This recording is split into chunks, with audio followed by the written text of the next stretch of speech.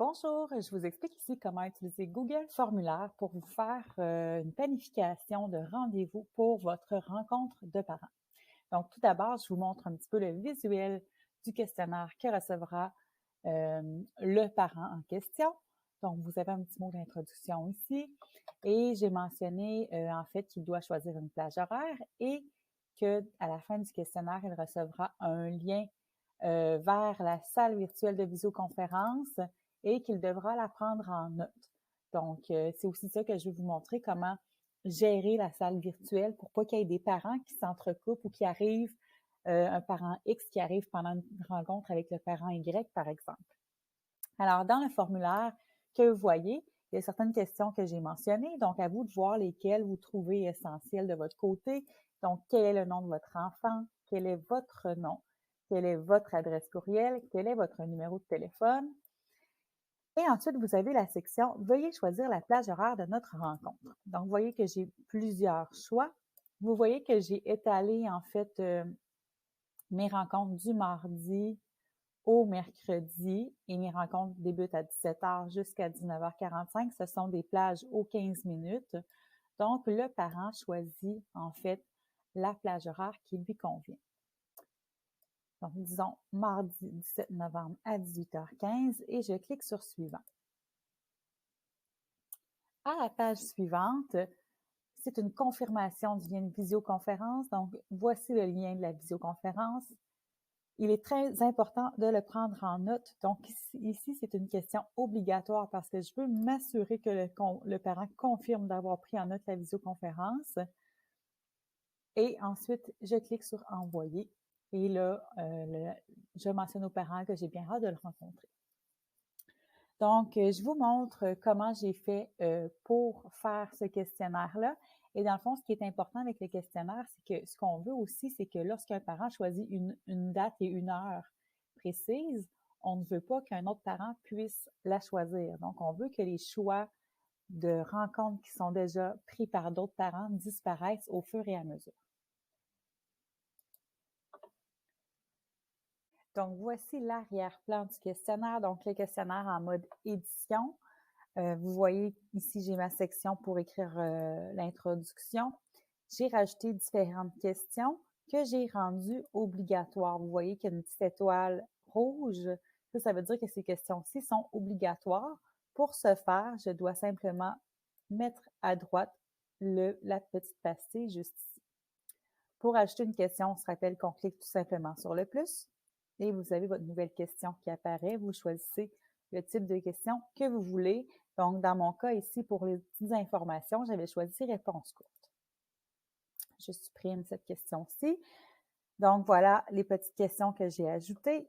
Pour les plages horaires, le type de question que j'ai inséré, c'était un type de question à liste déroulante. Et ce type de question-là serait très important puisque c'est ce qui va nous permettre d'éliminer les choix de réponse qui seront déjà utilisés par des parents, choisis par des parents. Donc, je supprime. Également, une autre chose qui est importante lors de la création, vous voyez qu'au bas, ici, j'ai créé des sections supplémentaires. Donc, une section 2 sur 4, 3 sur 4 et 4 sur 4. Ces sections-là emmènent le parent à la confirmation du lien de visioconférence et vous voyez que j'ai 3 liens de visioconférence différents, donc A, B, C, K, L, M et W, X, Y.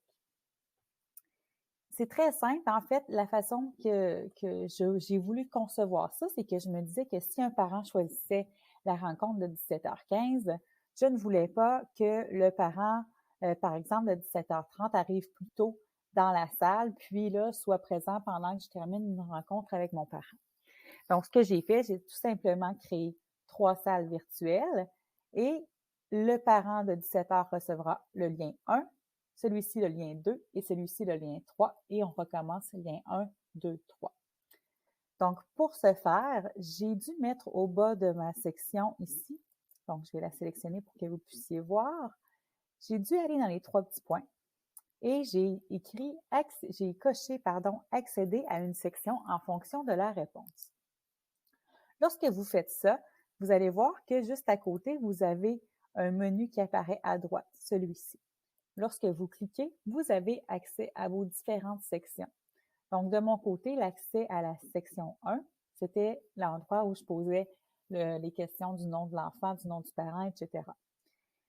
L'accès à la section 2 était le premier lien de visioconférence, l'accès à la section 3, le deuxième lien, et l'accès à la section 4, le troisième lien. Donc, je choisis tout simplement d'accéder à la section 2, donc le premier lien, et ici, j'ai mis 3, 4, 2, 3, 4, 2, 3, 4, 2, 3, 4.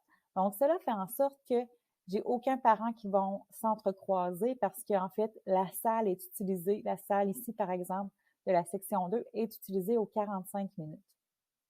Donc, ça me permet d'éviter tout ça.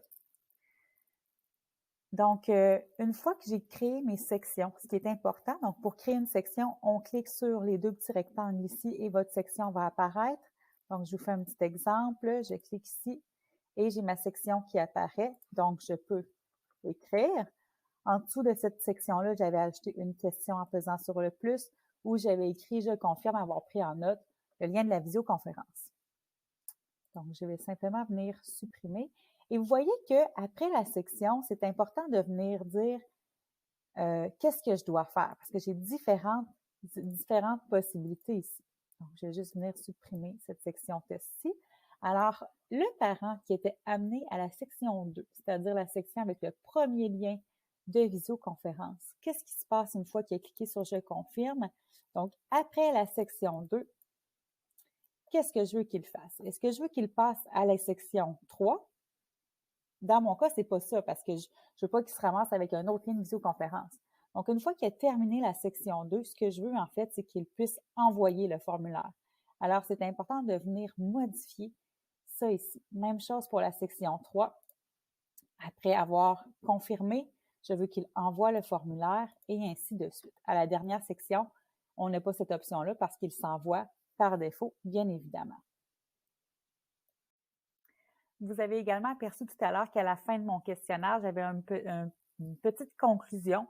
Donc, c'est dans ma petite roue d'engrenage, dans l'option « Présentation », que je peux venir mettre mon message de confirmation. Donc, je vous remercie d'avoir pris le temps de remplir ce court formulaire.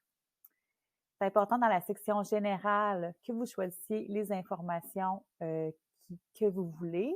Donc, prenez le temps de bien les lire.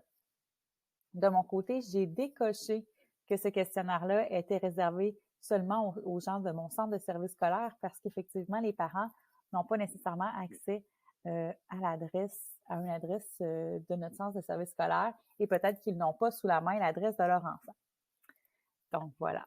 Si vous voulez également mettre un petit visuel, donc vous voyez les petits livres ici, c'est dans ici, donc personnaliser le thème que vous pouvez le faire. Donc, vous pouvez choisir des thèmes de couleurs, vous pouvez changer la police d'écriture et vous pouvez même venir mettre une image juste ici. Donc, à vous de jouer dans ces petits paramètres-là. Ce qui m'intéresse de mon côté, évidemment, comme je vous l'ai mentionné, c'est que je veux que le choix 3, par exemple, si un parent choisit 17 novembre, 17h30, je veux que ce choix disparaisse pour les autres parents. Alors, ce que je dois faire, c'est de venir installer un module complémentaire. On va dans les 3 petits points, dans module complémentaire, et le module complémentaire en question s'appelle Choice Eliminator 2. Donc, c'est ce qu'on va écrire dans la barre de recherche.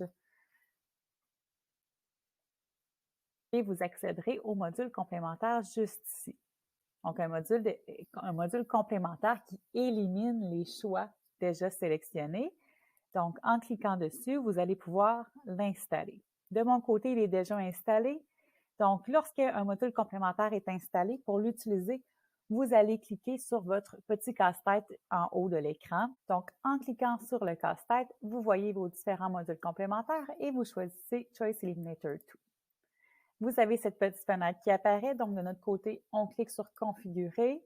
Vous avez cette fenêtre-là qui se met en action. Et vous avez également une note de l'auteur qui vous dit d'utiliser le menu défilant pour utiliser cette extension-ci, ce module complémentaire-ci.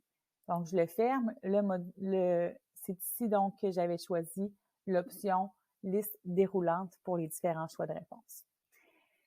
Donc, dans la fenêtre ici, vous venez choisir en fait l'option de la question que vous voulez que les réponses s'éliminent automatiquement. Donc, moi, c'est vraiment la question « Veuillez choisir la plage horaire » et vous avez ici le petit logo de liste déroulante qui me confirme que j'ai bel et bien choisi la liste déroulante. Donc, je le sélectionne, je le sélectionne et je viens cocher juste ici. Et vous allez voir qu'il est en mode création, donc ça prend quelques secondes. Et vous voyez, une fois que c'est fait, tout devient vert, donc les options sont faites automatiquement. Donc, ces options-ci disparaîtront lors du choix de chacun des parents. Enfin, il vous reste tout simplement à envoyer votre questionnaire. Donc, pour le partager, vous cliquez sur « Envoyer ».